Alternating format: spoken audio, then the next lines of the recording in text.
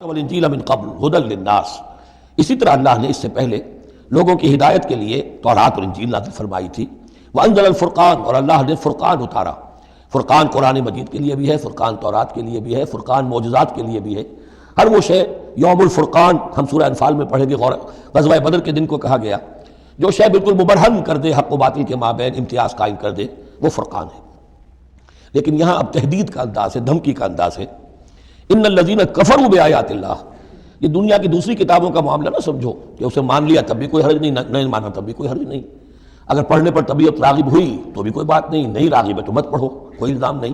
یہ کتاب ویسی نہیں ہے، بلکہ یہ کتاب تو اب اگر نہیں مانو گے، ایمان نہیں لاؤ گے تو ان الذین کفروا بآیات اللہ لہم عذاب شدید، تو ان کے لیے بہت سخت سزا ہوگی۔ واللہ عزیز ذو انتقام، اور اللہ تعالیٰ زبردست ہے، انتقام لینے والا ہے۔ یہ لفظ بہت اہم ہے کہ اللہ تعالیٰ جہاں رؤوف ہے، رحیم ہے، شفیق ہے، غفور ہے، ستار ہے، لیکن ساتھ ہی شدید ذو انتقام بھی ہے، عزوز ذو انتقام بھی ہے، شدید العقاب بھی ہے۔ یہ دونوں شانیں اللہ کے ذہن میں رہنی چاہیے۔ ان اللہ لا یخفی علیہ شیء فی الارض ولا فی السماء، یقیناً اللہ پر کوئی شے مخفی نہیں ہے، نہ آسمان کی نہ زمین کی۔ هو الذی یصورکم فی الارحام کیف یشاء، پہلی چیز اللہ کے علم سے متعلق تھی، اور یہ اللہ کی قدرت سے متعلق ہے۔ وہی ہے کہ جو تمہاری نقشہ کشی کر دیتا ہے، صورت بنا دیتا ہے تمہاری ماؤں کے رحموں میں جیسا چاہتا ہے، کسی کے پاس چوائس نہیں ہے کہ وہ اپنا نقشہ خود بنائے۔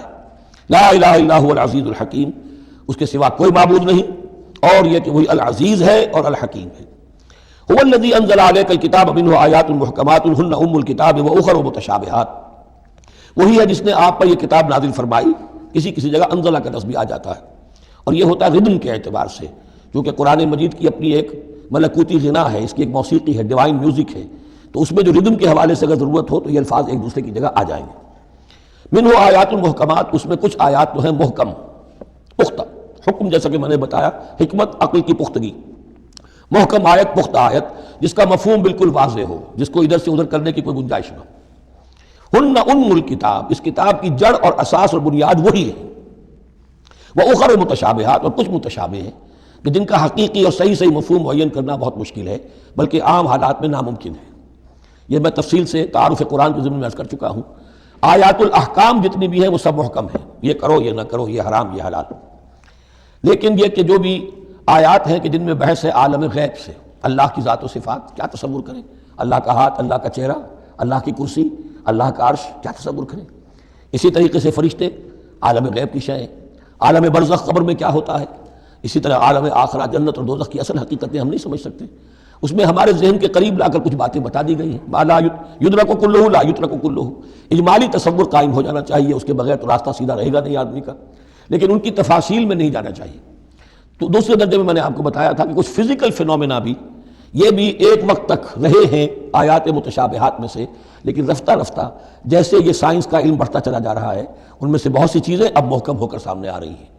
تو یہ گویا کہ شفٹنگ سینڈز کے مانند ہے کہ ان میں سے جو چیزیں، بہت سی چیزیں واضح ہو گئیں جو پہلے واضح نہیں تھیں، لیکن اب بھی بعض چیزیں ہیں، جیسے میں نے عرض کیا، 7 آسمان سے کیا مراد ہے کہ جو واضح نہیں ہے ہم پر، لیکن ہمارا یقین ہے کہ انشاءاللہ وہ وقت آئے گا کہ انسان سمجھ لے گا کہ ہاں یہی بات صحیح تھی اور یہی تعبیر صحیح تھی۔ هو الذی انزل علیک الکتاب منہ آیات محکمات ہن ام الکتاب، یہ بہت اہم ہے، اصل جو ہے جڑ کتاب کی، اس لیے کہ کتاب کے بارے میں عرض کر چکا ہوں کہ وہ ہے مجموعہ احکام۔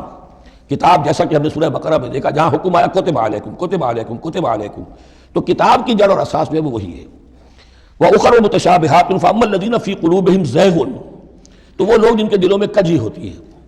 اب وہ یہ ہے کہ وہ کوئی خاص بات نہیں نکالنی ہے تاکہ اپنی ذہانت و فطانت کا جو ہے ڈنکا بجوایا جا سکے، یا کوئی اور فساد پیدا کرنا ہے، کوئی فتنہ پیدا کرنا ہے، ذہن ٹیڑھا ہو چکا ہے، اب اس ٹیڑھے ذہن کے لیے کوئی دلیل چاہیے قرآن سے، اب وہ متشابہات کے چکر میں لگیں گے، ان کے پیچھے پڑیں گے کہ کسی کے مفہوم کو میں اپنے من پسند مفہوم کی طرف موڑ سکوں۔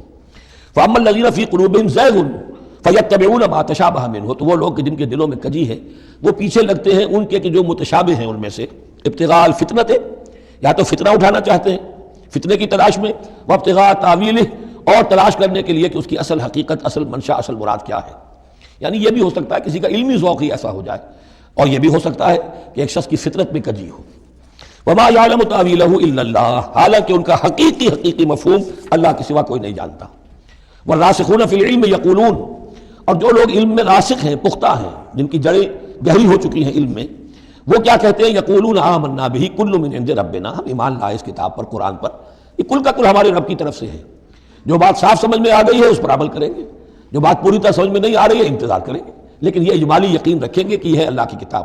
آمنا بہ کل من عند ربنا وما یذکر الا اولو الالباب، لیکن یہ صحیح روش اور یہ نصیحت نہیں حاصل کر سکتے مگر وہی کہ جو ہوش مند ہیں، عقل مند ہیں۔ اور سب سے بڑی ہوش مندی یہ ہے کہ انسان اپنی عقل کی لیمیٹیشنز کو جان لے، میری عقل کی حدود کیا ہیں، عقل کہاں تک جا سکتی ہے۔ اگر انسان اپنی عقل کی حدود کو نہیں جانتا تو وہ پھر اولو الالباب میں سے نہیں ہے۔ عقل بڑی شے ہے لیکن یہ کہ اس کی حدود ہیں، ایک حد سے آگے یہ عقل تجاوز نہیں کر سکتی۔ گزر جا عقل سے آگے کہ یہ نور چراغ راہ ہے، منزل نہیں ہے۔ منزل تک پہنچانے والی شے جو ہے وہ عقل نہیں ہے، وہ قلب پہنچائے گا، لیکن یہ کہ بہرحال عقل ایک روشنی دیتی ہے، حقیقت کی طرف اشارے کرتی ہے۔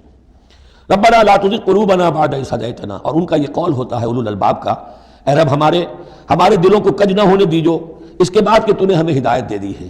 وَهَبْ لَنَا مِن لَّدُنكَ رَحْمَةً، اور ہمیں تو خاص اپنے خزانہ فضل سے رحمت عطا فرما، إِنَّكَ أَنتَ الْوَهَّابُ، یقیناً تو ہی سب کچھ دینے والا ہے، تیری ہی بارگاہ سے ملے گا۔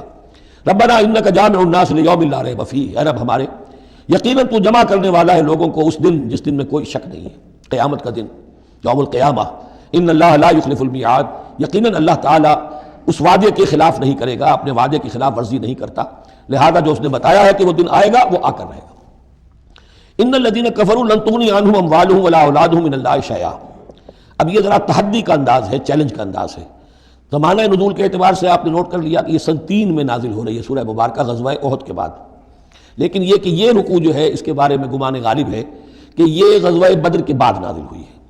غزوہ بدر جو ہے اس میں ایک طرف مسلمانوں کو بڑی زبردست فتح حاصل ہوئی تھی تو مسلمانوں کا مورال بہت بلند تھا، لیکن ایسی روایات بھی ملتی ہیں کہ جب مسلمان بدر سے کامیاب ہو کر، غازی بن کر، فتح یاب ہو کر واپس آئے تو جو یہودی قبیلے تھے مدینہ کے، ان میں سے بعض لوگوں نے کہا کہ مسلمانوں اتنا نہ اتراؤ، یہ کچھ قریش کے ناتجربہ کار چھوکرے تھے جن سے تمہارا مقابلہ پیش آیا ہے، اگر ہم سے کبھی بات اس کا مقابلہ پیش آیا تو معلوم ہوگا، تب دن میں تارے نظر آئیں گے وغیرہ وغیرہ۔ تو اس پس منظر میں یہ الفاظ کہے جا رہے ہیں کہ نہیں، تمام کفار اسی طریقے سے آخر کار زیر ہوں گے اور اللہ کے دین کو غالب ہونا ہے، واللہ غالب علی امرہ ولکن اکثر الناس لا یعلمون۔ ان الذین کفروا لن تغنی عنہم اموالہم ولا اولادہم من اللہ شیئا، یقیناً جن لوگوں نے کفر کی روش اختیار کی ہرگز نہ بچا سکیں گے انہیں، نہ ان کے مال نہ ان کی اولاد اللہ سے کچھ بھی۔ اولئک ھم وقود النار، اور وہ تو سب کے سب آگ کا ایندھن بنیں گے۔ کداب آل فرعون، تمہاری تو حیثیت ہی کیا ہے، چپندی کا شوربہ۔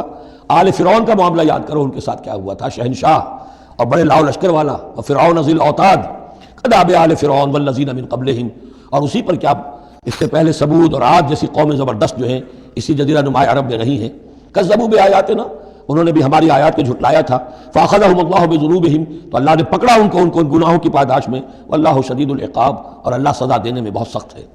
قل للذین کفروا، اے نبی کہہ دیجئے ان لوگوں سے جو کفر کی روش اختیار کر رہے ہیں، ستغلبون وتحشرون الی جہنم، تم سب کے سب مغلوب ہو کر رہو گے، دنیا میں مغلوب ہوگے اور پھر جہنم کی طرف گھیر کر لے جائے جاؤ گے، وبئس المہاد، اور وہ بہت برا ٹھکانہ ہے۔ قد کان لکم آیۃ فی الفئتین التقطا، تمہارے لیے ایک نشانی آ چکی ہے ان دو گروہوں میں جو آپس میں جنہوں نے جنگ کی، یعنی بدر کی جنگ ہوئی، اس میں ایک طرف مسلمان تھے ایک طرف مشرکین مکہ تھے، تمہارے لیے نشانی موجود ہے۔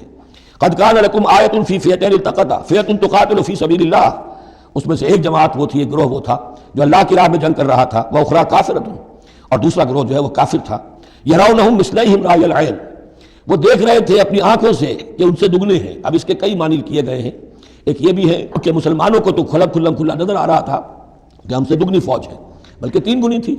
بعض روایات میں ایسا بھی آتا ہے کہ اللہ تعالیٰ نے کفار پہ ایسا روب طاری کر دیا تھا غزوہ بدر میں کہ انہیں نظر یہ آ رہا تھا کہ مسلمان ہم سے دگنے ہیں، تو ایسا ہو جاتا ہے انسان کی سماعت اور بصارت پر ایسا اثر ہو جائے، تو اللہ تعالیٰ نے یہ کیا، وہ بھی بعض روایات ہیں۔ واللہ یؤید بنصرہ من یشاء، اور اللہ تائید فرماتا ہے اپنی نصرت سے جس کی چاہتا ہے۔ ان فی ذلک لعبرۃ، اس میں یقیناً ایک عبرت ہے، سبق آموزی ہے، لأولی الابصار، لیکن یہ عبرت اور سبق آموزی صرف ان کے لیے ہوتی ہے کہ جو آنکھیں رکھتے ہوں، جن کے اندر جو ہے دیکھنے کی صلاحیت موجود ہو۔